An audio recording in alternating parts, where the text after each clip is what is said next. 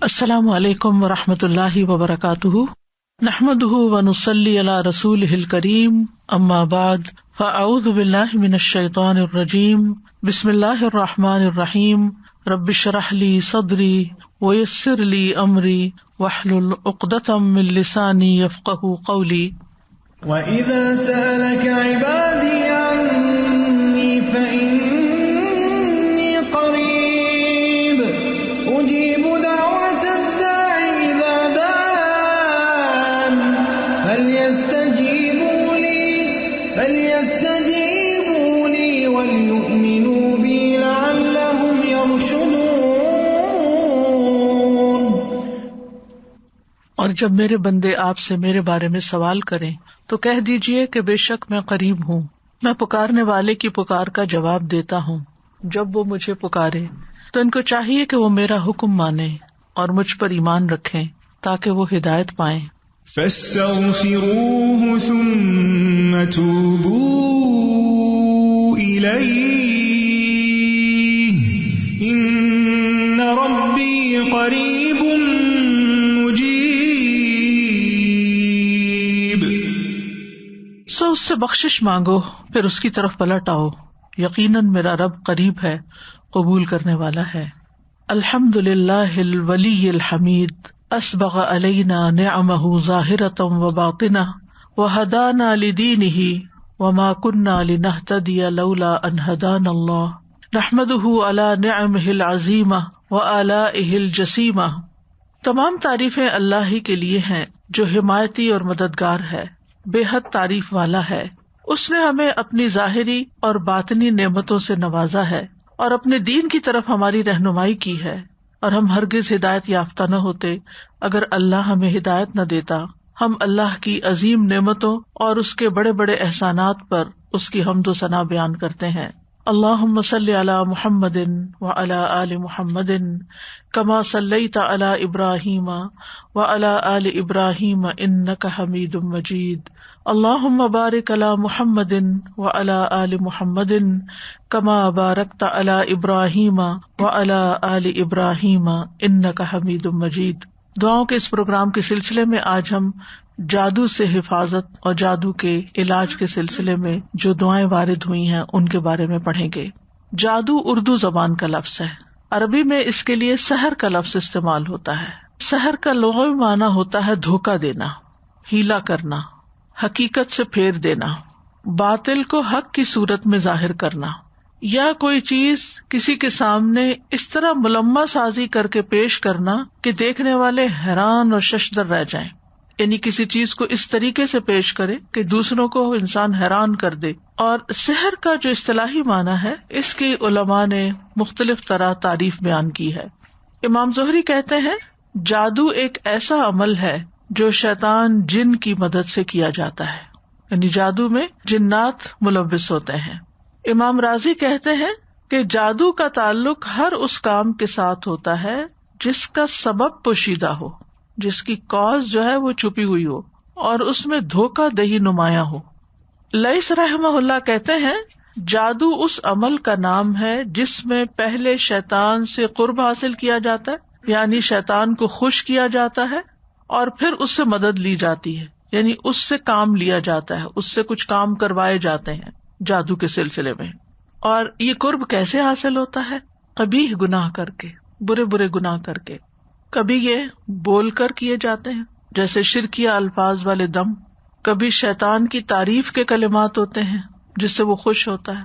اب آپ سوچئے کہ اگر کوئی شیطان کی تعریف کر رہا ہے تو وہ کتنا بڑا گناہ ہے اور اللہ تعالیٰ کو ناراض کرنے والا کام ہے۔ اور کبھی کوئی ایسا عمل کر کے کہ جس سے جن کو اپنے کنٹرول میں کیا جائے۔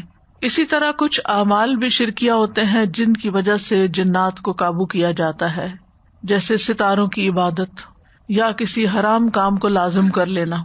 اور اس کے علاوہ جتنے بھی نافرمانیوں کے کام ہیں، اللہ کو ناراض کرنے والے کام اور شیطان کو خوش کرنے والے کام، یہ سارے ایسے ہوتے ہیں کہ جن سے عموماً جنات کا قرب حاصل کیا جاتا ہے، شیطان کا قرب حاصل کیا جاتا ہے، اور پھر ان سے کام لے کر لوگوں پہ جادو مسلط کیا جاتا ہے۔ یعنی جادو میں عام طور پر شیاطین کو استعمال کیا جاتا ہے اور شیطان کے ذریعے وہ کام کروائے جاتے ہیں۔ قرآن مجید میں جادو کا ذکر آتا ہے اور اس کے لیے لفظ سحر استعمال ہوا ہے.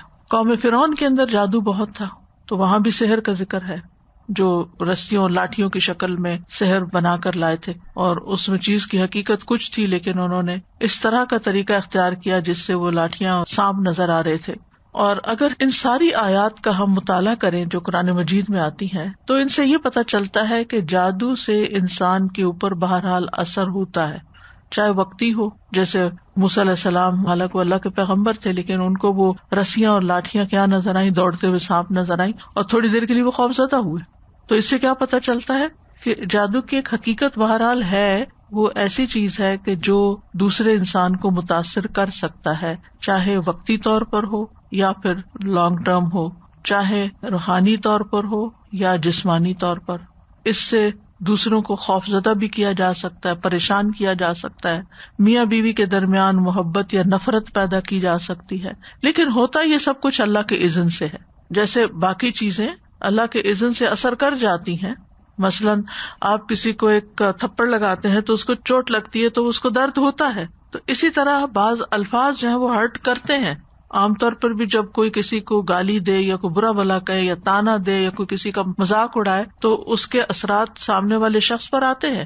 تو اسی طرح جو جادو کے کلمات ہوتے ہیں مختلف طرح کے، وہ انسان کے نفسیات پر اثر انداز ہوتے ہیں اور بعض اوقات روح سے پھر جسم کی طرف بھی منتقل ہو جاتے ہیں. بعض لوگ اس کا انکار کرتے ہیں، یعنی جادو کے اثرات کا انکار کرتے ہیں، حالانکہ اس کے وجود اور تاثیر کی تائید قرآن مجید سے ہوتی ہے.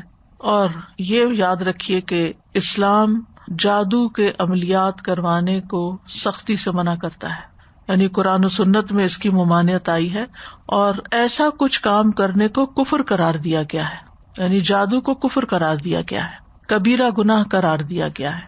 اس لیے کوئی بھی ایسا عمل نہیں کرنا چاہیے جو جادو کی نوعیت سے ہو، کیونکہ وہ ایک کفری عمل ہوگا، کبیرہ گناہ ہوگا، اس پر پکڑ ہوگی. تو آج اس سلسلے میں جس آیت کو ہم نے منتخب کیا ہے جس میں ان باتوں کی مزید وضاحت ہوتی ہے وہ سورۃ البقرہ کی آیت نمبر 102 ہے. ارشاد باری تعالیٰ ہے، وَاتَّبَعُوا مَا تَتْلُو الشَّيَاطِينُ عَلَى مُلْكِ سُلَيْمَانَ وَمَا كَفَرَ سُلَيْمَانُ وَلَكِنَّ الشَّيَاطِينَ كَفَرُوا يُعَلِّمُونَ النَّاسَ السِّحْرَ وَمَا أُنزِلَ عَلَى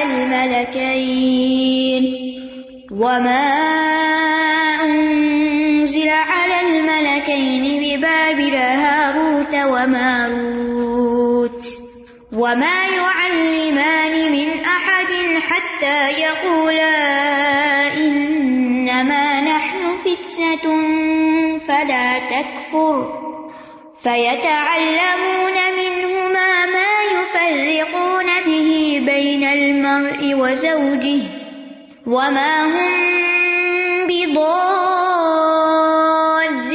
بِهِ مِنْ أَحَدٍ إِلَّا بِإِذْنِ اللَّهِ وَيَتَعَلَّمُونَ مَا يَضُرُّهُمْ وَلَا يَنفَعُهُمْ وَلَقَدْ عَلِمُوا لَمَنِ اشْتَرَاهُ مَا لَهُ فِي الْآخِرَةِ مِنْ خَلَاقٍ وَلَبِئْسَ مَا شَرَوْا بِهِ أَنفُسَهُمْ لَوْ كَانُوا يَعْلَمُونَ. اور انہوں نے پیروی کی اس کی جو سلیمان علیہ السلام کی سلطنت میں شیاطین پڑھا کرتے تھے، اور سلیمان نے کفر نہیں کیا بلکہ شیطانوں نے ہی کفر کیا، وہ لوگوں کو جادو سکھاتے تھے. اور اس کے پیچھے لگ گئے جو بابل میں 2 فرشتوں ہاروت اور ماروت پر اتارا گیا تھا، اور وہ دونوں کسی کو کچھ نہیں سکھاتے تھے جب تک یہ نہ کہہ دیتے کہ ہم تو صرف آزمائش ہے، پس تم کفر نہ کرو، یعنی جادو سیکھ کر.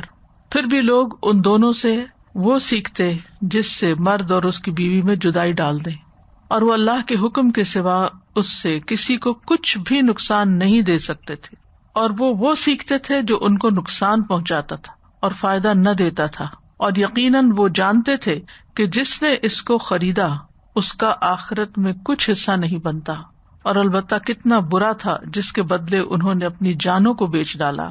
کاش وہ جانتے ہوتے. سلیمان علیہ السلام کو اللہ تعالیٰ نے بہت عالی شان سلطنت سے نوازا ہوا تھا.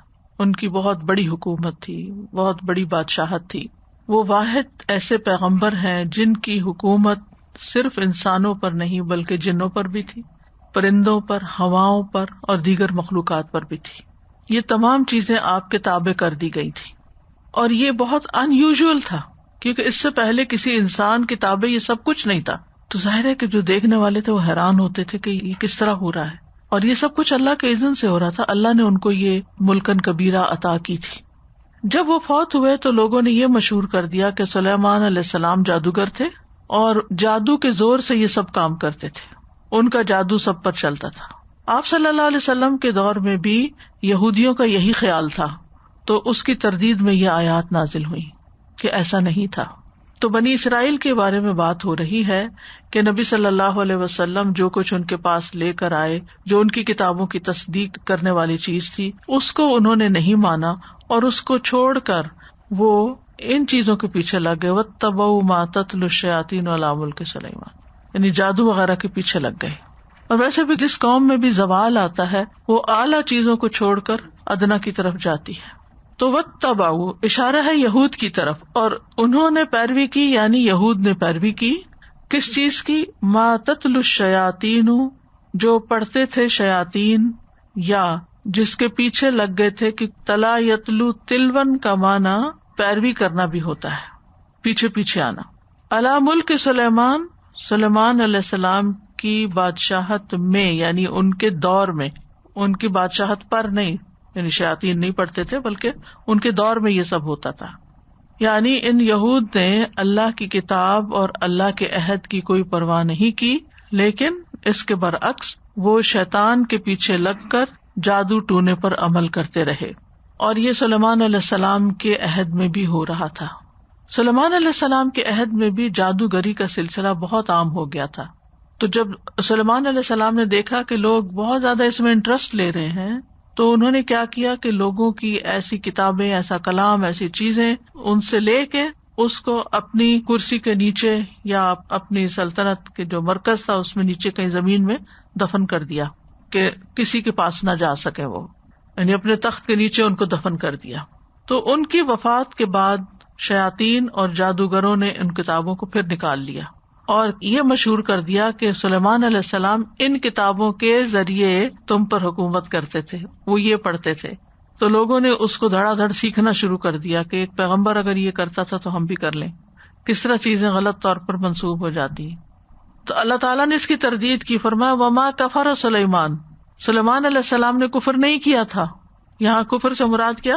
جادو. یعنی سلیمان علیہ السلام نے جادو کے بل پر, جادو کے زور سے حکومت نہیں کی تھی.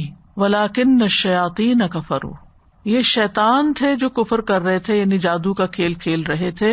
نہ صرف یہ کہ خود کرتے تھے جادو, بلکہ یعلمون الناس السحر, لوگوں کو بھی اس کی تعلیم دیتے تھے, آگے بھی سکھاتے تھے. یعنی خوب پھیل رہا تھا یہ.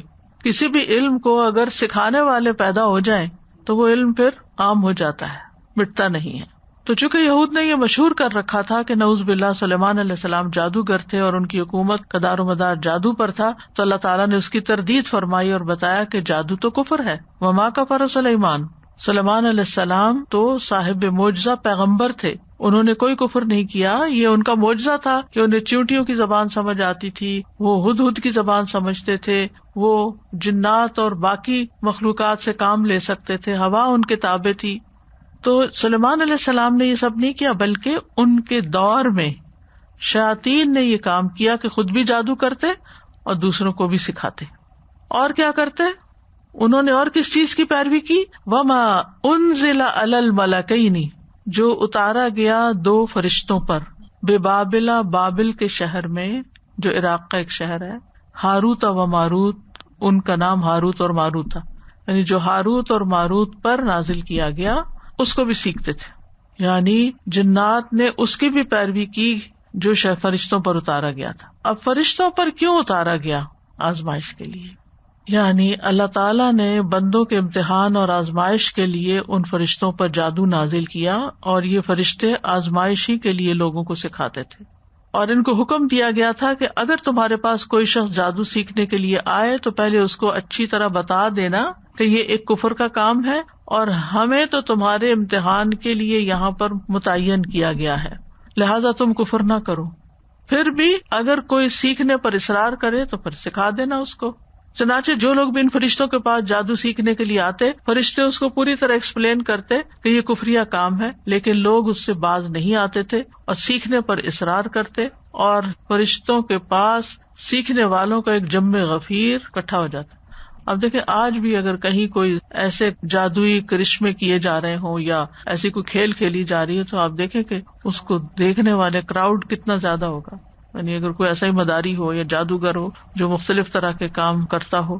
مجھے یاد ہے کہ بچپن میں جب ہم بہت چھوٹے تھے تو اس وقت مداری ہوا کرتے تھے، پتہ نہیں آپ نے کبھی کسی مداری کا کھیل دیکھا یا نہیں، اور بیسیکلی وہ مداری جادوگروں کی ایک قسم ہوتی تھی، اور ہر جمعے کے دن جمعے کی نماز سے پہلے، کیونکہ جمعے کو اس وقت مارکیٹ بند ہوتی تھی تو ہمارا گھر مارکیٹ کے اوپر تھا، تو خالی سڑکیں ہوتی تھی اور خالی جگہ ہوتی تھی، تو وہ آ کے پورا ایک شو لگاتے تھے اور اس میں اتنا کراؤڈ ہوتا تھا، ہم تو اوپر سے دیکھ رہے ہوتے تھے اور ہر جمعے بچے بڑے چھوٹے سب وہ تماشا دیکھ رہے ہوتے تھے۔ اس میں کبھی وہ بچے سے بکرا نکال لیتے، کسی بچے کو لٹا کے چادر دے کے، پھر پتہ نہیں کیا پڑھتے کیا کرتے، کبھی ادھر جاتے کبھی ادھر جاتے، کبھی کوئی بات کراؤڈ سے کرتے، پھر ان سے پیسے لیتے جو تماشبین آتے تھے۔ ٹکٹ تو نہیں ہوتے تھے اس زمانے میں، لیکن یہ کہ کمانے کا یہ ایک ذریعہ بنا ہوا تھا، اور لوگ بھی بڑے خوش ہو کے اس کھیل کو دیکھتے تھے۔ آج کل تو اور طرح کے کھیل دیکھے جاتے ہیں، تو پہلے زمانے میں اس طرح کبڈی اور اس طرح کے کھیل لوگ کھیلتے تھے تو وہ دیکھتے تھے۔ تو بہرحال اس قسم کے کام جب وہ فرشتے ان کو سکھاتے تو بے شمار لوگ سیکھتے۔ آج بھی لوگوں کو پتا ہونے کے باوجود کہ یہ گناہ کبیرہ ہے، پھر بھی لوگ باز نہیں آتے اور جادو کرنے کرانے کے لیے کسی نہ کسی ایسے شخص کے پاس پہنچ جاتے ہیں جو ان کو بیوقوف بناتا ہے، ان سے پیسے لوٹتا ہے اور ان کا دین ایمان خراب کرتا ہے۔ تو یہ ساری چیزیں دراصل انسان کے لیے ایک امتحان ہوتی ہیں، ایک آزمائش ہوتی ہیں۔ وَمَا يُعَلِّمَانِ مِنْ أَحَدٍ، اور وہ کسی کو نہیں تعلیم دیتے تھے، حَتَّى يَقُولَا، یہاں تک کہ وہ دونوں کہتے، انما نحن فتنۃ، کہ ہم تو تمہارے لیے ایک آزمائش ہے، فلا تکفر، تم کفر مت کرو۔ یعنی آزمائش کیوں رکھی گئی؟ تاکہ لوگوں کو پتہ چل جائے کہ جادو کیا ہوتا ہے اور پیغمبر کی تعلیم کیا ہوتی ہے۔ یہ بھی ایک مقصد تھا فرشتوں کو بھیجنے کا، کیونکہ وہ لوگ کہتے تھے کہ سلیمان علیہ السلام نے جادو کیا، تو نہیں، سلیمان علیہ السلام جو کچھ کر رہے تھے وہ جادو نہیں تھا، یہ فرشتے جادو سکھا رہے تھے۔ نہیں، ایک طرف پیغمبر کی تعلیم ہے اور ایک طرف فرشتے باقاعدہ جادو کر کے دکھا رہے ہیں کہ یہ جادو ہوتا ہے، اور وہ پیغمبر کی تعلیم ہوتی ہے تاکہ دونوں کے درمیان فرق بھی پتہ چل جائے۔ تو فلا تکفر، تم کفر نہیں کرو، تو اس سے صاف پتہ چلتا ہے کہ جادو کا سیکھنا اور سکھانا کفر ہے۔ لیکن فَيَتَعَلَّمُونَ مِنْهُمَا، پھر بھی لوگ ان سے سیکھ رہے تھے۔ کیا سیکھتے بھی کیا تھے؟ مَا يُفَرِّقُونَ بِهِ بَيْنَ الْمَرْءِ وَزَوْجِهِ، جس کے ذریعے شوہر اور اس کی بیوی کے درمیان تفرقہ ڈالا جا سکے۔ یعنی ایسا جادو سیکھ لیتے جس کے ساتھ وہ ہسبینڈ وائف کے بیچ میں تفریق یا جدائی ڈال دیتے تھے۔ جادو کے اس قسم کو صرف کہتے ہیں، صاد کے ساتھ۔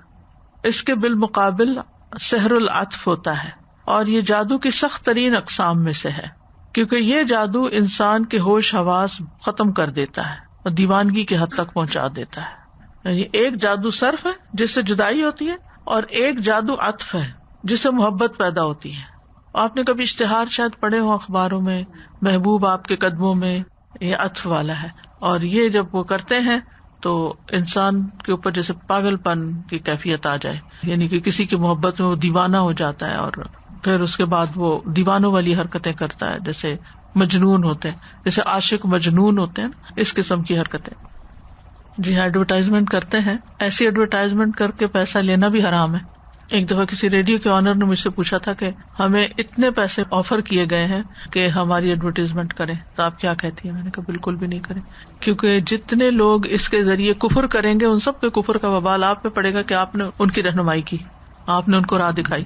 کیونکہ بعض اوقات جو لوگ اخبار چلاتے ہیں یا ریڈیو چلاتے ہیں یا ٹی وی یا اس طرح کی چیزیں یا ایون سوشل میڈیا ان کو کمائی کا ذریعہ بنایا ہوا ہے، تو اس قسم کی کسی بھی چیز کو پروموٹ کرنا جو ہے وہ کبیرہ گناہ ہے، اور نہ صرف یہ کہ انسان اس گناہ کا خود وبال اٹھاتا ہے بلکہ جتنے لوگ وہ گناہ کرتے ہیں ان کا بھی وبال اس کے سر پہ آتا ہے. جہاں تک شیطان کا میاں بیوی کے درمیان تفرقہ ڈالنے کی بات ہے تو اس کے بارے میں حدیث میں بھی آتا ہے. صحیح مسلم میں ہے کہ شیطان کے لشکر جب لوگوں کو فتنہ میں ڈالنے کے لیے جاتے ہیں تو ان میں سے ایک آتا ہے اور کہتا ہے, یعنی ابلیس کے پاس واپس فتنے ڈال کے, میں نے اس طرح کیا, یعنی میں نے اس طرح بہکایا. تو وہ کہتا تم نے کوئی بڑا کام نہیں کیا.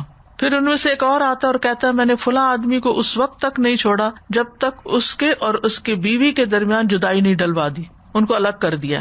تو شیطان اس پر اسے اپنے قریب کر لیتا ہے, اسے حق کرتا ہے اور کہتا ہے تو نے اچھا کیا.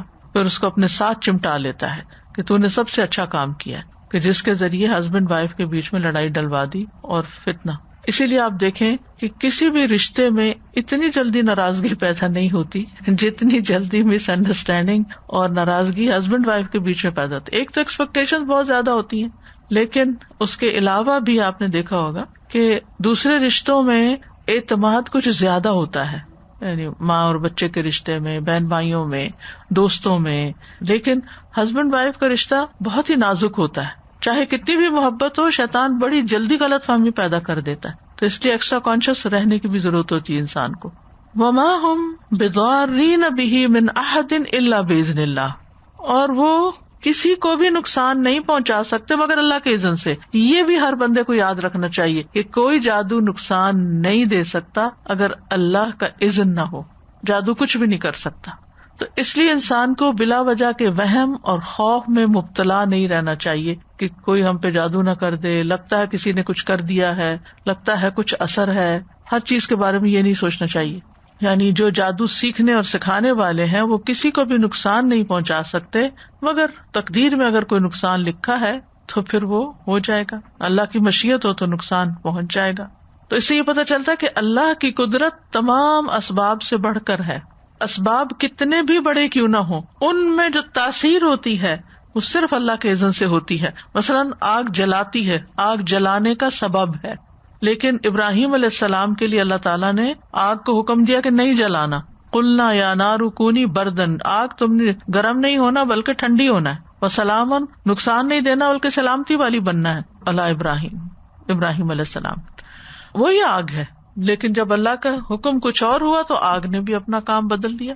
تو اسی طرح کوئی بھی چیز چھوٹی سے چھوٹی, بڑی سے بڑی, کوئی کھانا ہو, پانی ہو, دوا ہو, علاج ہو, ہمیشہ یہ ذہن میں رہے کہ میں یہ سبب اختیار کر رہا ہوں, بس اس کے اندر کوئی طاقت نہیں. طاقت تو اللہ کے کلام میں ہے یا اللہ کے حکم میں ہے, اللہ ہی کے اذن سے ہوگا جو ہوگا. ساری قدرت اور اختیار اس کے پاس ہے. وہ شفا دے گا تو شفا ہوگی, وہ اثر ڈالے گا تو اثر ہوگا, وہ طاقت بخشے گا تو طاقت ملے گی. کوئی کچھ نہیں کر سکتا. یہ چیز انسان کو بے خوف کر دیتی ہے, لوگوں سے, جنوں سے, ہر چیز سے نڈر کر دیتی ہے کہ کوئی کچھ نہیں بگاڑ سکتا جب تک اللہ کا اذن نہ ہو. تو ہمیشہ انسان پھر کیا کرتا ہے, اللہ تعالیٰ کی پناہ لیتا ہے, پروٹیکشن میں آتا ہے کہ اللہ تعالیٰ آپ مجھے پروٹیکٹ کریں. تو یہ جملہ ہمیشہ یاد رکھیے, اللہ کی قدرت اسباب سے بڑھ کر ہے. اللہ کی قدرت اور طاقت اسباب سے بڑھ کر ہے. تو جب بھی اسباب موجود ہوں لیکن اللہ کی اجازت نہ ہو تو وہ مؤثر نہیں ہوتے. قل لن یصیبنا الا ما کتب اللہ لنا هو مولانا, کہہ دیجیے ہمیں ہرگز کوئی مصیبت نہیں آئے گی مگر وہی جو اللہ نے لکھی ہے, وہی ہمارا پروٹیکٹر ہے, هو مولانا. اب چونکہ اسباب اللہ کے اختیار میں ہے تو اس کا یہ مطلب نہیں کہ پھر ہم اسباب اختیاری نہ کریں. یہ نہیں اس کا معنی کہ انسان یہ کہے کہ جب ہر کام اللہ کے اذن سے ہونا تو پھر میرے کرنے کا کیا فائدہ. نو, اللہ ہی نے حکم دیا اسباب اختیار کرنے کا. بعض لوگ کہتے ہیں اللہ کو تو پتہ ہی ہے ہمیں کیا مشکل ہے اور کیا ضرورت ہے, تو دعا کرنے کا کیا فائدہ, وہ خود ہی کر دے گا. اگر اس نے کرنا ہو تو خود ہی کر دے گا. نہیں, کرنا اس نے ہے, لیکن ہمیں دعا مانگنے کے لیے کہا گیا ہے کہ ہم دعا مانگیں. یہ ہمارے ذمہ ہے. ہم اسباب اختیار کریں, ہم کوشش کریں. آگے پھر کوشش میں کیا کتنا فائدہ ہوتا ہے یہ تو اللہ کو پتا ہے اور اللہ ہی ڈالتا ہے. کسی کی چھوٹی سی کوشش ہوتی ہے اور اس میں بڑی ڈھیروں برکت ہو جاتی ہے. عبد الرحمان بن عوف کہتے ہیں کہ میں ایک اینٹ بھی اٹھاتا ہوں تو نیچے سے سونا نکلتا ہے, اور کچھ لوگ سارے پہاڑ بھی اٹھا لیں تو کچھ نہیں نکلتا. رزق میں برکت ہو, اولاد میں برکت ہو, آپ کی کسی ایفرٹ میں برکت ہو, آپ کچھ امتحان دے رہے ہیں, کچھ پڑھ رہے ہیں, کوئی کام آپ کر رہے ہیں, کرنا اس میں, یہ توحید ہے. اور یہ سبق ہمیں اچھی طرح دل کے اندر راسخ ہونا چاہیے. اس لیے انسان بندوں پر ڈپینڈ نہ کرے. اس کا یہ مطلب نہیں کہ پھر کہہ کہ جائیں سب چلے جائیں, میرا تو کسی سے کوئی تعلق نہیں. اللہ کی خاطر اچھے اخلاق اختیار کرے, میل جول رکھے, اللہ کی خاطر محبت کرے, لیکن توقعات نہ رکھے کہ یہ کچھ کر دیں, کیونکہ جب وہ بےچارے نہیں کر سکتے تو پھر آپ کو مایوسی ہوتی ہے, پھر آپ ان پہ ناراض ہوتے ہیں. تو یہ جو اللہ کی قدرت ہے نا, اور اللہ تعالیٰ کو پہچاننا اور ہر کام میں اس کو یاد رکھنا, یہی عبادت ہے. پھر ہر چیز عبادت بن جاتی ہے جب آپ اس کی خاطر کرتے ہیں اور اس کو یاد رکھ کے کرتے ہیں. تو ہمیں ہمیشہ یاد رکھنا چاہیے کہ ہر نعمت بھی اللہ کی طرف سے, وما بکم من نعمت فمن اللہ, اور تکلیف بھی اللہ کے اذن سے آتی ہے. ما اصاب من مصیبت الا باذن اللہ ومن یؤمن باللہ یہد قلبہ واللہ بکل شیء علیم. جو مصیبت بھی آتی ہے اللہ کے اذن سے آتی ہے, اور جو شخص اللہ پر ایمان لائے تو اللہ اس کے دل کو ہدایت بخش دیتا ہے. جو اللہ پہ بھروسہ کرتا ہے پھر اللہ تعالیٰ اس کے دل کو سیدھا کر دیتا ہے, اس کو اطمینان دے دیتا ہے, صبر دے دیتا ہے, یقین دے دیتا ہے, اور وہ تکلیف کے اندر بھی آرام سے بیٹھا رہتا ہے, کیونکہ اس کو یقین ہوتا ہے کہ میرا رب ہے جو اس تکلیف کو دور کر سکتا ہے, اس پہ قادر ہے. عبداللہ بن مسعود کہتے ہیں وَمَن يُؤْمِن بِاللَّهِ يَهْدِ قَلْبَهُ, یہ وہ شخص ہے کہ جب اس پر کوئی مصیبت آ پڑے تو وہ اس پر بھی راضی رہتا ہے, بلکہ سمجھتا ہے کہ یہ اللہ ہی کی طرف سے ہے, اللہ کے اذن سے آئی ہے, ورنہ نہ آتی. اور سورۃ توبہ میں آتا ہے قُل لَن يُصِيبَنَا إِلَّا مَا كَتَبَ اللَّهُ لَنَا, کہہ دیجیے ہمیں ہرگز کوئی نقصان نہیں پہنچے گا مگر وہ جو اللہ نے ہمارے لیے لکھ دیا, یہ ہماری تقدیر میں تھا یہ نقصان. یعنی کوئی انسان کچھ نہیں بگاڑ سکتا ہمارا, ہاں اگر اللہ نے لکھا ہے تو وہ سبب بن جائے گا نقصان کا, اور پھر کوئی انسان اس تکلیف کو دور بھی نہیں کر سکتا جب تک اللہ کا اذن نہ ہو. تو جیسے ایک سبب بنا تکلیف کے آنے کا, تو اللہ کے اذن سے دوسرا سبب بن سکتا ہے اس تکلیف کے جانے کا. لہذا اللہ ہی کی طرف رجوع کرنا چاہیے انسان کو. پھر فرمایا وَيَتَعَلَّمُونَ مَا يَضُرُّهُمْ وَلَا يَنْفَعُهُمْ, اور وہ سیکھتے تھے, یعنی لوگ ان فرشتوں سے جو انہیں نقصان دیتا تھا. یعنی جادو کا سیکھنا نقصان دہ عمل ہے. دنیا میں بھی بعض اوقات جادو کرنے والے پر پلٹ آتا ہے. وَلَا يَنْفَعُهُمْ, اور ان کو فائدہ نہ دیتا تھا. تو اس سے یہ پتہ چلتا ہے کہ جادو کا نقصان جو ہے وہ دنیا میں بھی ہے, کیونکہ جس انسان کو آپ نے تکلیف پہنچائی, ہو سکتا ہے وہ بد دعا دے آپ کو, یا وہ جب اس کی کاٹ کرے تو پھر وہ جیسے بد دعا جو ہوتی ہے وہ دینے والے پر واپس پلٹتی ہے, تو ایسے ہی جادو کرنے والے پر اس کا اثر واپس پلٹ. تو عام طور پر اگر آپ جادوگروں کو دیکھیں تو ان کے اندر کوئی سکون اور چین نام کی چیز نہیں ہوتی, یعنی ان کی زندگی خوشحال نہیں ہوتی. آپ جادوگروں کو کوئی محلات میں رہتے ہوئے نہیں دیکھیں گے, بلکہ عموماً مفلوق الحال ہی ہوتے ہیں. نہ ان کے اس رزق میں کوئی برکت ہوتی ہے, نہ ان کی زندگی میں کوئی کمفرٹ ہوتا ہے, اور نہ ہی وہ کوئی قابل اعتبار, نہ ان کی کوئی عزت ہوتی ہے. آپ کی بات بالکل صحیح ہے. جادوگر اتنے پیسے لیتے ہیں وہ پھر بھی مفلوق الحال ہی رہتے ہیں. وہ بالکل, انہیں اپنے کام کے سلسلے میں اندھیروں میں رہنا پڑتا ہے, قبرستانوں میں جانا پڑتا ہے, گندے کام کرنے پڑتے ہیں. تو ایسا سب کچھ کرنے والا خوش کہاں سے ہو سکتا ہے؟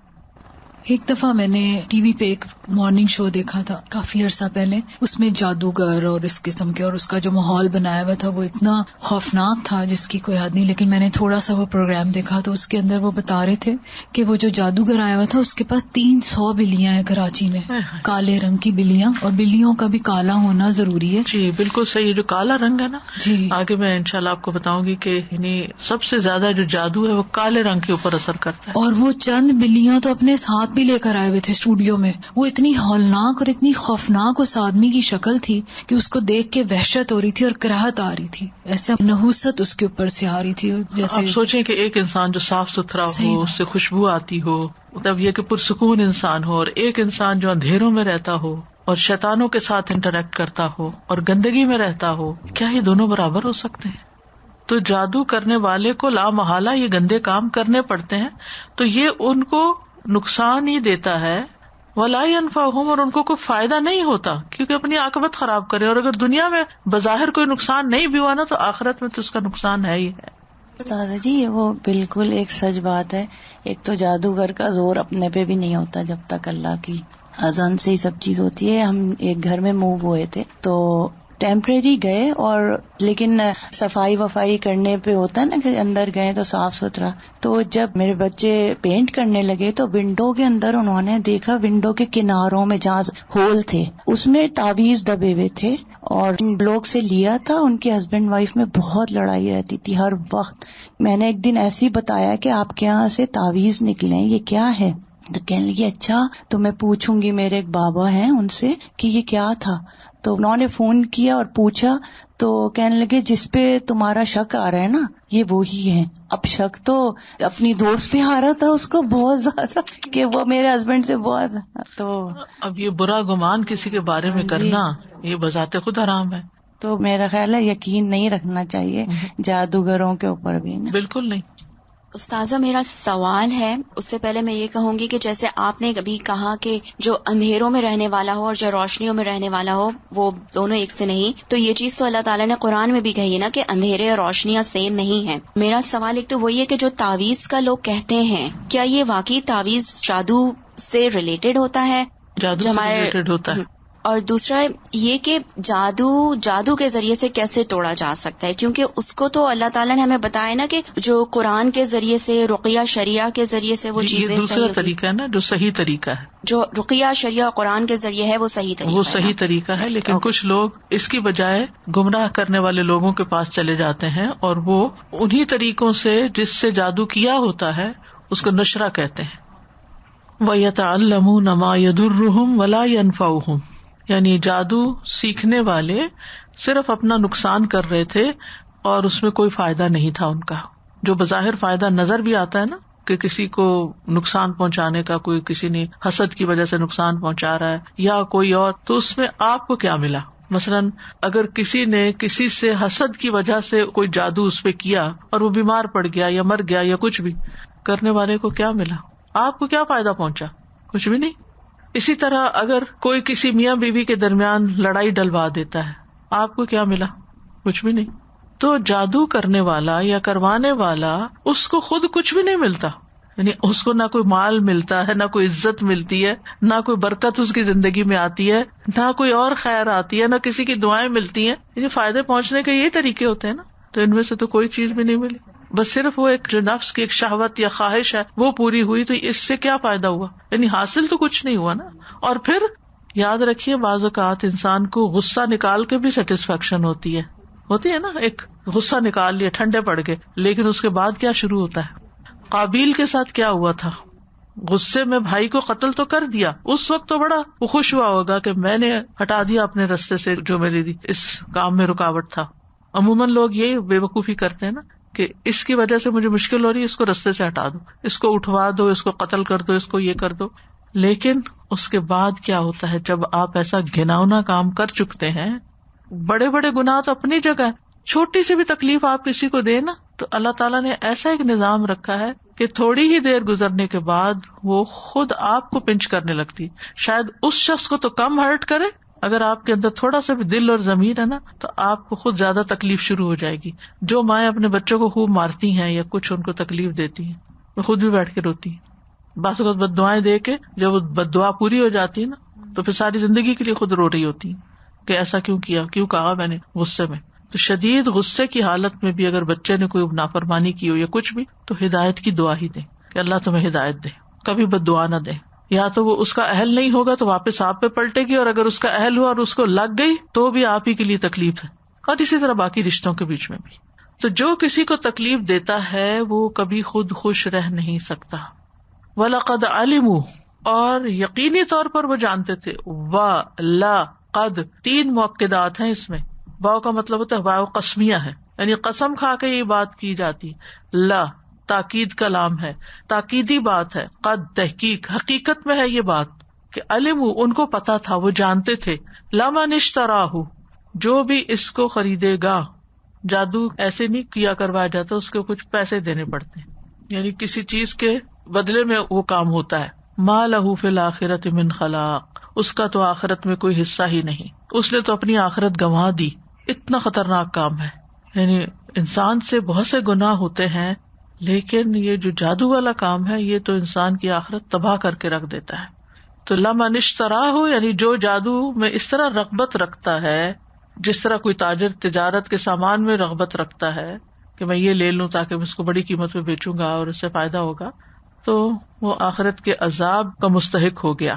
تو مطلب یہ تھا کہ ان کا جادو کرنا کرانا لا علمی کی وجہ سے نہیں تھا کہ ان کو پتا نہیں تھا کہ یہ غلط کام ہے اس لیے وہ کرنے لگ گئے، بلکہ انہوں نے دنیا کی زندگی کو آخرت پر ترجیح دی، اور دنیا میں وہ جو اندر غصہ تھا یا حسد تھا یا کسی کو نقصان دینے کا جو جذبہ تھا اس کو سیٹسفائی کرنے کے لیے انہوں نے اگر یہ کام کیا تو اپنی آخرت برباد کر لی.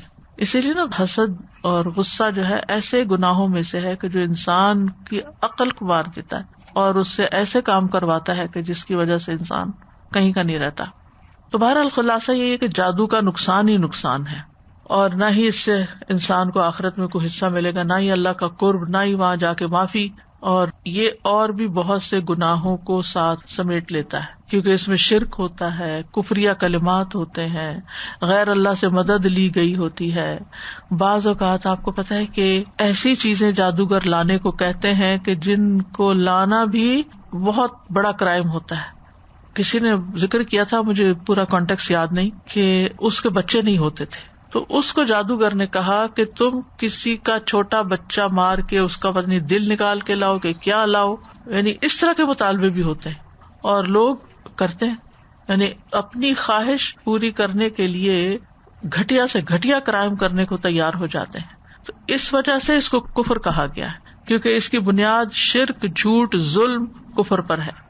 وَلَبِئْسَ مَا شَرَوْا بِهِ أَنفُسَهُمْ، کتنی بری ہے وہ چیز، اور یقیناً بری ہے وہ چیز جس کے بدلے انہوں نے اپنی جانوں کو بیچ ڈالا، اپنی جانیں ہلاکت میں دے دی. یعنی اس جادو کے بدلے انہوں نے اپنا خسارہ کر لیا، اپنی جانوں کو نقصان میں ڈالا. تو دنیا میں بھی کچھ نہ حاصل ہوا اور آخرت میں بھی کچھ نہیں، دنیا بھی خسارے میں، آخرت بھی خسارے میں. کتنا گھناؤنا کام ہے، کتنا نقصان دہ کام ہے. کچھ کام ایسے ہوتے ہیں جو دنیا میں گناہ میں آتے ہیں لیکن لوگوں کو وقتی طور پہ کچھ فائدہ مل جاتا ہے. جیسے شراب کے بارے میں آتا ہے، یسألونک عن الخمر والمیسر قل فیہما اثم کبیر ومنافع للناس، کہ لوگ آپ سے شراب اور جوئے کے بارے میں پوچھتے ہیں، آپ کہہ دیجئے کہ اس میں بہت بڑا گناہ ہے اور کچھ فائدے بھی ہیں، منافع للناس بھی ہیں. لیکن جادو میں تو کوئی نفع ہے ہی نہیں. لا ينفعهم لو كانوا يعلمون، کاش وہ جانتے ہوتے. یہ جملہ شرطیہ ہے، اس کا جواب نہیں ہے. یعنی اگر وہ جانتے ہوتے تو کبھی جادو نہ سیکھتے، یعنی انہیں پتا تھا نقصان دیتا ہے، پھر کیوں سیکھا؟ علم الیقین نہیں تھا. ایک ہوتا ہے علم ہونا اور ایک ہوتا ہے علم الیقین ہونا، یقینی علم ہونا. جس شخص کو یقینی علم حاصل ہو جاتا ہے نا، اس کا عمل بدل جاتا ہے، وہ توبہ کر لیتا ہے، وہ غلط کام فوراً چھوڑ دیتا ہے. اور جس کے اندر شبہات ہوتے ہیں، شکوک ہوتے ہیں، منافقت ہوتی ہے، وہ اللہ اور اس کے رسول کی بات سن کے معلومات تو حاصل کر لیتا ہے لیکن اس کا کوئی عمل نہیں بدلتا، تو ایسا شخص جو ہے وہ حقیقی عالم نہیں ہے. یعنی اگر ایسے صاحب علم ہوتے جن کے اندر اللہ کی خشیت ہوتی تو اپنے علم سے فائدہ اٹھاتے اور پھر جادو نہ سیکھتے. تو بہرحال خلاصہ یہی ہے کہ جادو ایک شیطانی عمل ہے اور اس کا سیکھنا سکھانا کفر ہے، اور یہ انسانوں کے لیے ایک امتحان بھی ہے. یعنی گناہ کا سبب میسر آنا بڑا امتحان ہے انسان کے لیے. ایک تو یہ کہ کوئی چیز آپ کو نظر ہی نہیں آتی، آپ کے اختیار میں نہیں، آپ کو پتہ ہی نہیں ہے، دیٹ از دیئر، شر ہے دنیا میں، رہے کہیں آپ کو نہیں پتا، تو آپ بچے ہوئے، آپ امتحان میں نہیں ہیں. لیکن پھر کیا ہوتا ہے کہ وہ آپ کو اتنا ایزیلی اویلیبل ہوتا ہے کہ آپ کے لیے پھر بچنا مشکل ہو جاتا ہے. جیسے آپ دیکھیے کہ سیل فون کے اوپر لوگ کیا کیا خرابیاں نہیں کرتے اور کیا کیا برائیاں اس سے نہیں آتی. تو ایک یہ تھا کہ تھا ہی نہیں تو کتنی ساری برائیوں سے لوگ بچے ہوئے تھے. اب چونکہ ہے اور ایک کلک پہ آپ فحش سے فحش چیزیں دیکھ سکتے ہیں تو پھر کتنے لوگ بچ سکتے ہیں. تو یہ ایک فتنہ ہے، یہ ایک آزمائش ہے. اس میں فائدے بھی ہیں لیکن اس میں آزمائش بھی ہے. یعنی کچھ لوگ تو پیورلی حرام چیز دیکھتے ہیں، کچھ لوگ حرام تو نہیں دیکھتے لیکن بیکار کی لغو چیزیں دیکھتے رہتے ہیں جن سے ان کو کوئی فائدہ نہیں پہنچتا. ٹھیک ہے وہ نقصان دہ نہیں لیکن فائدہ بھی کچھ نہیں. مثلاً آپ دیکھیں کہ کچھ لوگ صرف فیشن شو دیکھتے رہتے ہیں کہ کس ایکٹر نے کیا کپڑے پہنے ہوئے ہیں یا کیسی جیولری پہنی ہوئی ہے، یا کچھ حاصل نہیں ہے آپ کو سوائے اس کے کہ آپ ایک بس انٹرٹینمنٹ بنائی ہوئی. آپ کا وقت کتنا قیمتی ہے تو قبر میں جا کے پتہ چلے گا نا کہ انسان ایک دفعہ بھی سبحان اللہ کہنا چاہے گا، اگر 1000 دفعہ بھی کہے تو ایک بھی نیکی نہیں لکھی جائے گی. تو وہ تمنا کرے گا کاش میں واپس جاؤں اور جو وقت میں نے ضائع کیا اس میں کچھ ذکر ہی کر کے آ جاؤں, کچھ صدقہ ہی کر کے آ جاؤں. سوال تھا کہ یہ جو اتنے میجک شوز اور ایلیوژنسٹ شوز اور یہ سب ٹی وی پہ اتنے پاپولر کیے جاتے ہیں, شوز ہوتے ہیں, ٹکٹس ہوتے ہیں مہنگے مہنگے, تو ان سب کا بھی جانا مطلب ہم اس کو کہہ سکتے ہیں کہ کفر میں یہ آ جاتا ہے؟ یعنی کہ انڈائریکٹ تو سیکھ ہی سکتے ہیں, اگر وہ کفر اکبر نہ بھی صحیح تو انٹرٹینمنٹ کے نام پہ آپ بہت کچھ سیکھ بھی رہے ہوتے ہیں نا. It's a kind of learning, you are learning something which is wrong. کیونکہ کس قسم کے انٹرٹینمنٹ ہے, کیا دے رہے ہیں اپنی نسلوں کو. استاذہ, جب سے آپ نے اس آیا کی تفسیر سٹارٹ کی اس وقت سے میں اس کو اپنے آج کل کے زمانے سے ریلیٹ کر رہی تھی کہ اس میں جب بنی اسرائیل میں جادو بہت عام تھا تو اللہ تعالیٰ نے اس جادو کو ان کے لیے فتنہ بنا دیا. تو سملرلی آج کل کے زمانے میں ٹیکنالوجی اتنی عام ہو چکی ہے کہ اللہ تعالیٰ نے اس ٹیکنالوجی کو ہمارے لیے ایک ٹیسٹ بنا دیا, اور اس سوشل میڈیا کی وجہ سے اب ہمارے لیے بھی ایک فتنہ بن گیا ہے کہ ہم جو ہیں وہ اعلیٰ سے ادنا کی طرف موو ہوتے جا رہے ہیں. ہماری پرائیورٹیز میسڈ اپ ہو رہی ہیں, ہماری نمازیں اچھے بھلے لوگوں کی میں نے دیکھا ہے, اچھے بھلے پڑھے لکھے سمجھدار اور بعض دیندار سب کچھ ہوتے ہوئے اول ٹائم گزر جاتا ہے اور ہماری نمازیں چلی جاتی ہیں. اسی طرح جیسے اس میں فرشتے سکھانے سے پہلے کہتے تھے کہ یہ کفر ہے, یہ مت سیکھو. ابھی بھی آپ کوئی ویب سائٹ ایکسس کرنا چاہیں جو فحاشی کی ہوتی ہے اس میں ایک وارننگ آتی ہے. اب یہ انسان پر ہے کہ وہ اس کو ایکسس کرے کہ نہیں. تو وارننگ تو مل جاتی ہے تو پھر بھی بعض لوگ اس کو ایکسس کرتے ہیں, بلکہ جس چیز کی وارننگ ہوتی ہے نا اس کو زیادہ دیکھتے ہیں. اسی کے ذریعے اتنی اخلاقی برائیاں, غیبت, جھوٹ, سب کچھ عام ہو رہا ہے. گھروں کے اندر لڑائی جھگڑے, جب گھر کے لوگ آپ کے آئیڈیل نہ رہیں اور آئیڈیل آپ کے باہر کے لوگ بن جائیں تو آپ سوچئے کہ پھر آپس کے تعلقات گھر کے کیا ہوں گے. ایک کوشچن ذہن میں آ رہا تھا کہ یہ جب حضرت سلیمان علیہ السلام نے اپنے تخت کے نیچے یہ سب چیزیں رکھ لی تو اب ہم یہ سمجھتے ہیں نا آج کل کہ اگر ایسی کوئی چیز گھر میں ہو آپ اس کو جلا کے یا پھینک دو, پانی میں ڈال دو, رکھو نہیں اپنے پاس. سو آئی واز تھنکنگ کہ at that time I think ان کو یہ چیز کا تھا کہ انہوں نے رکھ لیا. وہ جادو والی چیزیں نکال کے, وہ تو سنت سے ہمیں پتہ چلتا ہے نا کہ آپ نے جادو نکلوا کے زائل کیا تھا جی. لیکن سلیمان علیہ السلام نے تو ان کو لوگوں کی ایکسس سے باہر کرنے کے لیے ادھر دبایا تھا زمین میں تاکہ کوئی اور اس تک نہ پہنچے. اگر وہ جلا دیتے اس وقت یا پھینک دیتے پانی میں تو کسی کو ملتا ہی نہیں. مقصود تھا نا لوگوں کا, یہ بھی اللہ کے اذن سے ہی ہوتا ہے. استادہ ایک ایکسپیرینس شیئر کرنا تھا کہ ہم لوگ جب گھر سیل کر رہے تھے تو ایٹک کی صفائی کر رہے تھے کہ جیسے گھر سیل کرتے تو ایٹک میں ایک دو لوہا رکھا تھا جس میں ریڈ پتہ نہیں ہندو کا کچھ کیا تھا کیا تھا. تو اس ٹائم بالکل نالج نہیں تھا اور میرے ہسبینڈ تو بالکل جادو بھی یقین ہی نہیں کرتے تھے اس ٹائم کہ قرآن کو اتنا ڈیپ میں نہیں جانا تھا. تو انہوں نے کہا کہ نہیں یہ بس کچھ رکھ دیا ہوگا کسی نے اور وہ پھر اٹھا کے ہم نے کرب سائڈ میں جیسے رکھ دیتے کیسے کہ پک اپ کے لیے ہو جائے گا, رکھ دیا اور جسٹ اس کے سیکنڈ ڈے ہی بس میرا پیر فریکچر ہو گیا. تو ڈو یو تھنک کہ استاد اسی طرح کی کوئی چیز جیسے ہوتا ہے نا کہ کوئی کچھ شیطانی کوئی چیز ان لوگوں نے رکھی ہو, کنٹرول ہو. ہاں تو ایسے ہوا ہے فریکچر میرے پیر کا کہ جب میں ہاسپٹل میں جا کے ان کو ریزن بتائی تو they won't believe, they set out کہ ان کا کچھ فزیکل وائف ہسبینڈ کا جھگڑا ہوا جس کی وجہ سے ہوا. کیونکہ میرے چلتے چلتے I fell a crack backyard میں, I was walking and it's ایسا میجر کریک کہ مجھے پھر لے کے گئے and when they asked me نا یا پوچھتے جیسے کہ کیوں ہوا تم کو, ایسے کیسے ہو گیا. میں نے بولا چل رہی تھی ہو گیا. تو ان کو یقین ہی نہیں ہو رہا. تو پھر انہوں نے مجھے وہ آتے ہیں نا کہ یہ وومن ابیوز تو نہیں ہے, اس کے ساتھ کچھ ہوا تو نہیں ہے, تو دے کال دوز پرسنس کے بات کریں کہ کچھ ہوا تو نہیں. یعنی اس طرح کا انبلیویبل ہوا تھا جو آج تک کے اس میں اللہ عالم ہو بھی سکتا ہے. اور بعض اوقات وہ چیزیں چونکہ جنات کا بھی ان سے انٹریکشن ہوتا ہے تو وہ اپنے گھر سے جب اس کو دھوئے بغیر زائل کیے بغیر اس کو نکال دیا تو وہ بعض اوقات جنات پیچھے پڑ جاتے ہیں اور نقصان دینے کی کوشش کرتے ہیں. یہ ایک احتمال ہے, میں کسی بھی چیز کا دعویٰ نہیں کرتی کیونکہ میرے علم میں نہیں ہے, لیکن کہا بھی جا سکتا ہے. ایسے بعض اوقات کئی لوگوں کے ایسے واقعات ہوتے ہیں کہ جس گھر میں کوئی اس طرح کی چیز ہوتی ہے بعض اوقات بے وجہ کسی کو نقصان پہنچتا ہے. یعنی جیسے آپ بتا رہی ہیں کہ وہ یعنی چلتے چلتے تو پاؤں فریکچر نہیں ہوتے, کتنے لوگ ہر وقت چل رہے ہوتے ہیں, اللہ ہی بہتر جانتا ہے. تو بات یہ ہو رہی تھی کہ گناہ کے اسباب میسر ہونا آزمائش ہے. تو ہم سب یہ دیکھیں کہ کون کون سی چیزیں ہیں جن کے قریب جا کر میں گناہ میں پڑ جاتی ہوں. کچھ لوگ ہوتے ہیں جو آپ کے لیے آزمائش ہوتے ہیں. جب آپ کی ان سے ملاقات ہوتی ہے وہ ملتے ہی کسی نہ کسی کی غیبت شروع کر دیتے. آپ ان کو روکیں, آپ ان کو منع کریں, آپ ان کو جواب نہ دیں, پھر آپ بد اخلاق شمار ہوتے ہیں. اگر آپ ان کی ہاں میں ہاں نہ ملائیں کہ تم ساتھ ہی نہیں دیتی, تم کیا دین میں گئی ہو کہ بورنگ ہو گئی ہو. تو اگر دین کی نہ بھی کرے دنیا کی بھی کرے, وہ کہیں نہ کہیں سے کچھ نکال لاتے ہیں کہ کسی نہ کسی کو برا بھلا کہنا شروع کر دیں گے, یعنی کہ وہ ایسی رگ میں یعنی اندر پڑی ہوئی ہے وہ چیز ان کی گٹی میں. اب ایسے لوگ سخت امتحان ہوتے ہیں, یعنی انسان بعض اوقات ان کو اوائڈ نہیں کر سکتا کیونکہ وہ آپ کے قریبی رشتے دار ہو سکتے ہیں, آپ ان سے کاٹ بھی نہیں سکتے, لیکن اگر آپ حال بھی پوچھ لیں تو آپ کو ڈر ہوتا ہے کہ اگلے لمحے کسی نہ کسی پہ الزام آنے والا ہے کہ وہ ان کے حال کی خرابی کا سبب ہے. اکثر لوگ مجھ سے یہ سوال کرتے ہیں کہ ایلڈرز ہیں, اب ان کے ساتھ کیا کریں, یعنی وہ سمجھتے بھی نہیں ہیں, ان کو سمجھائیں تو کہتے تمہیں کیا پتا میرے ساتھ کیا ہو چکا ہے.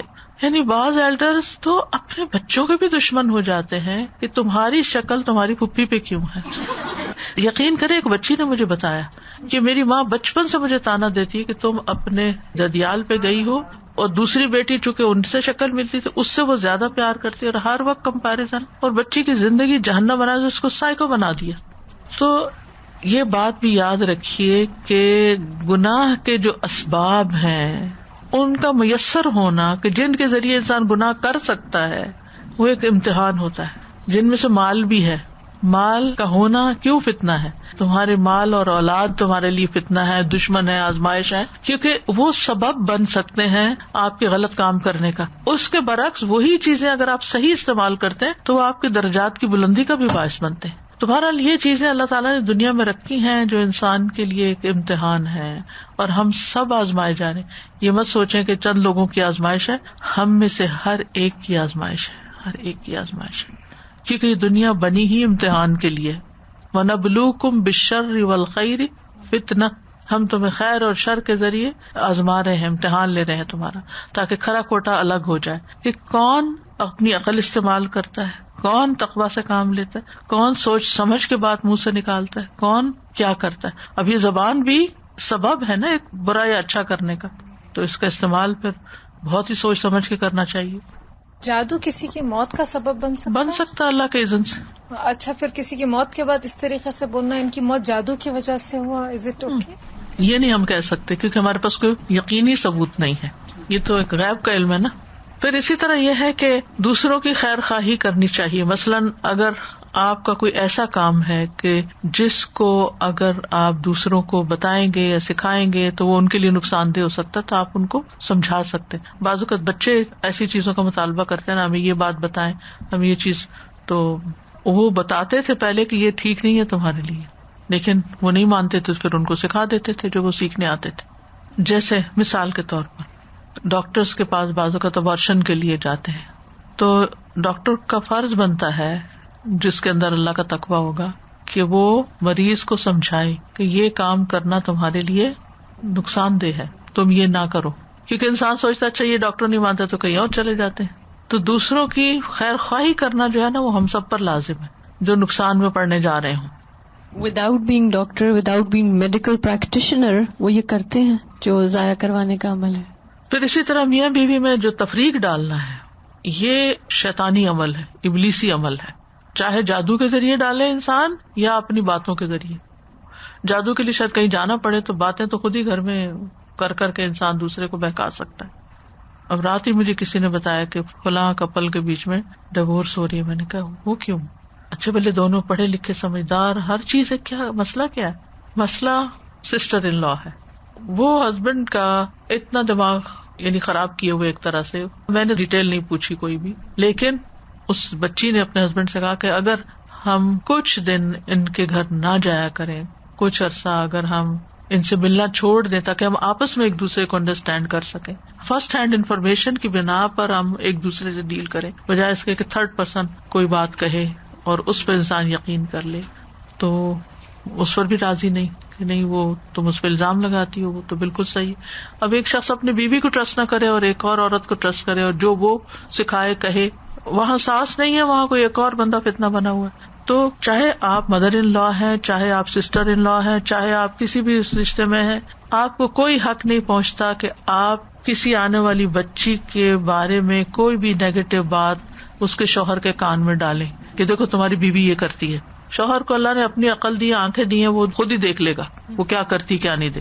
آپ کا فرض نہیں بنتا, نہ اللہ نے آپ کے ذمہ لگایا. اللہ یہ کہ کوئی ایسی بڑی چیز ہے خطرے والی کہ جس میں کسی کی جان کو خطرہ ہے، یہ کوئی تو یہ عام طور پہ نہیں ہوتا. لیکن چھوٹی موٹی باتیں جو ہیں ڈائریکٹ انڈائریکٹ اشاروں کنایوں میں ہنسی مذاق میں کسی بھی طرح ایسی حرکت نہیں کرنی چاہیے. یہ شیطان کو خوش کرنے والا عمل ہے اور اللہ تعالیٰ کو ناراض کرنے والا، کیونکہ گھر جب ٹوٹتا ہے تو اس کے اپنے کئی نقصان ہوتے ہیں. پھر اللہ کے اذن کے بغیر کوئی کام نہیں ہوتا، یہ ہمیشہ یاد رکھنا چاہیے. اس نے جادو کر دیا تو یہ ہوا، تو اس نے نظر لگا دی تو یہ ہوا، ہمیں نہیں پتا. اللہ کا اذن ہوا، لہذا اللہ کو راضی کریں، اللہ کی طرف رجوع کریں، اللہ سے مدد مانگیں، کیونکہ ہر چیز ہی اللہ کے اذن سے ہو رہی ہے. اور یہ بات کہ جادو سیکھنا سراسر نقصان دہ ہے، اس میں کوئی خیر نہیں، یہ کفر اکبر ہے. اور جان بوجھ کے جو ایسا کرتا ہے جس کے بارے میں اس کو پتا بھی ہو کہ غلط ہے تو پھر اس کی تو شامت ہی شامت ہے. اور آخری بات اس سلسلے میں اس آیت سے جو پتہ چلتا ہے وہ یہ کہ ایسا علم حاصل نہیں کرنا چاہیے جس میں صرف نقصان ہو اور فائدہ نہ ہو. وَأَعُوذُ بِكَ مِنْ عِلْمٍ لَا يَنْفَعُ، اللہ میں ایسے علم سے تیری پناہ لیتا ہوں جس میں کوئی نفع نہیں ہے. جہاں ہم علم نافع کا سوال کرتے ہیں وہاں علم غیر نافع سے بچنے کے لیے بھی دعا کرتے ہیں. کیونکہ بعضوں کے لوگ سوال کرتے ہیں نا کہ ہم یہ دعا مانگتے ہیں کہ اللہ ہمیں علم نافع عطا کر، تو کیا کوئی ایسا علم بھی ہوتا ہے؟ تو یہ جادو انہی علوم میں سے ہے جو غیر نافع، لا ينفع، ان کو کوئی فائدہ نہیں دیتا سیکھنے سکھانے والے کو، بلکہ نقصان دیتا ہے. اس سے پامسٹری ہو گئی اور اسی طرح کے کام. ولا يفلح الساحر حیث اتی، جادوگر فلاح نہیں پاتا جہاں سے بھی آئے، کامیاب نہیں ہوتا. استاذہ جی یہ دو ہیں بات کہ ایک جادو کرنا اور ایک جادو دکھانا، تو یہ دونوں جیسے کچھ لوگ جادو کر رہے ہوتے ہیں کسی بھی، جیسے آج کل شادیوں میں ہی شروع ہوا ہوا ٹرینڈ نا، میجک شو چل رہے ہیں، تو وہ دیکھنا بھی گناہ ہے. دونوں چیزیں ایسی چیزیں یعنی انسان جس ماحول میں ہوتا ہے جو چیز دیکھ رہا ہوتا ہے وہ بہرحال اس پہ اثر تو کرتی ہے، تو ایسی چیزوں سے بچنا چاہیے.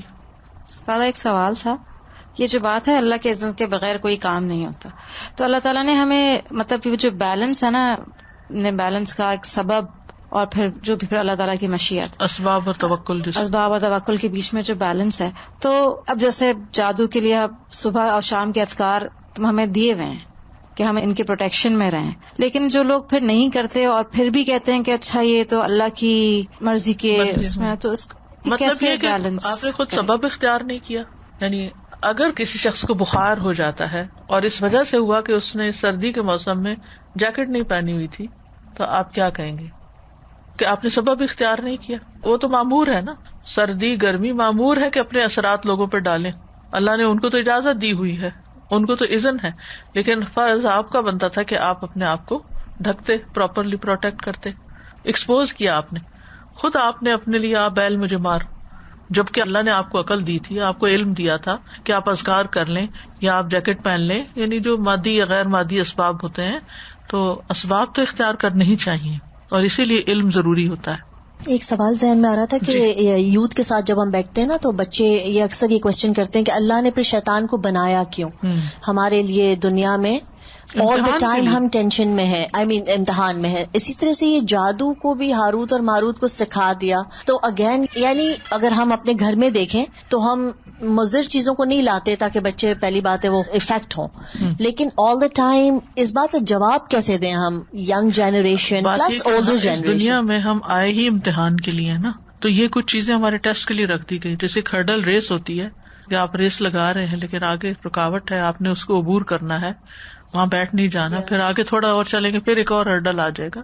تو ہم یہ کہیں کہ ہرڈل کیوں رکھے بیچ میں کیوں چیزیں رکھی، وہ پھر اسی سے آپ کی اسمارٹنیس پتہ چلے گی کہ آپ کے اندر کتنی کریج ہے کہ آپ ان ساروں کو عبور کر کے نکل جانا ہے اس کے اوپر سے. ورنہ تو آپ کیسے پتہ چلے گا کہ آپ کود سکتے ہیں نہیں کود سکتے، بھاگ سکتے ہیں نہیں بھاگ سکتے، دیکھ سکتے ہیں نہیں دیکھ سکتے کہ آگے کیا آ رہا ہے.